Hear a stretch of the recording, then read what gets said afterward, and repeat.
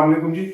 इमरान खान साहब के फैसलाबाद के जलसे में जो उन्होंने एक बहुत धमाका खेज बयान दिया, धमाका खेज इसलिए कहूँगा कि उसके असरात अब पूरे पाकिस्तान में महसूस किए जा रहे हैं।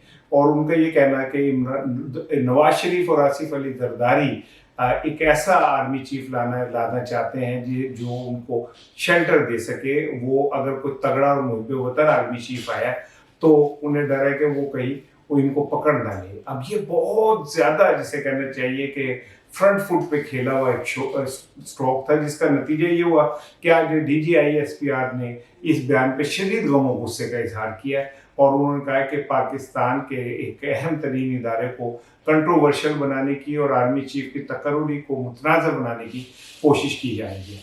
अब इस सारी सूरत हाल के बाद आने वाले दिनों में क्या होगा, सियासी नक्शा क्या बनेगा, इसके ऊपर मैं आपसे गुफ्तगू करना चाहता हूँ। देखिए, एक जो कॉन्सेप्ट था वो ये था कि इमरान खान सियासी कुव्वतों के साथ नबर्द आजमाएं, जिसमें नवाज शरीफ हैं, जरदारी हैं, फजलुर रहमान हैं, और लेकिन वो पिछले कुछ अरसे से दबे दबे लहजे में ये कहना शुरू हो गए थे कि इन लोगों को लाने वाले जो लोग हैं वो असल इसके जिम्मेदार हैं।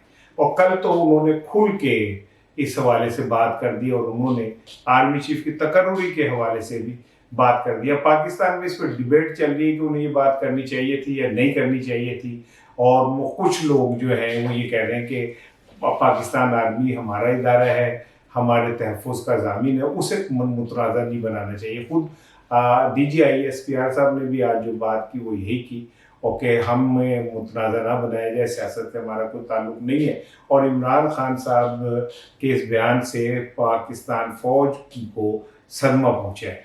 यहाँ पे इमरान खान साहब को थोड़ा मोहतात रहने की ज़रूरत है। और इमरान खान दुनिया के उन 5 बॉलरों में से हैं जिन्होंने अपनी पूरी ज़िंदगी में ना वनडे में ना टेस्ट में नो बॉल किया। इतने मोहतात हैं, उन्हें क्रीज का इस्तेमाल का पता है, लेकिन शायद सियासत में वो थोड़ा सा जो है स्पीड के चक्करों में अपना पाँव जो है वो क्रीज से जो नो बॉल की एक लाइन है उससे शायद बाहर उनका निकल जाता है। उन्हें ये जहन में रखना चाहिए कि पाकिस्तान में अगर रहना है तो उन कुव्वतों के साथ बराह रास्त तसादुम उनकी सियासत के लिए कभी सूदमंद साबित नहीं हो सकता है, जो इस मुल्क के अंदर हकीकी ताकत के कॉरिडोर हैं। इमरान खान के इस बयान के नतीजे में जो मेरी सियासी कैलकुलेशन है, सहाफ़ती कैलकुलेशन है, वो ये कि अभी इस्लामाबाद हाई कोर्ट में उन पे एक गद्दारी के मुकदमे की समाअत जारी है, तो उसमें अगर यही सिचुएशन रही और ये बयान भी आज का जो है उसमें जमा करा दिया गया, जैसे कि आज अदलिया की जो बॉडी लैंग्वेज थी और गुफ्तगू और रिमार्क्स थे वो डिफरेंट थे उस रिमार्क्स से जो उन्होंने 3 दिन पहले दिए थे।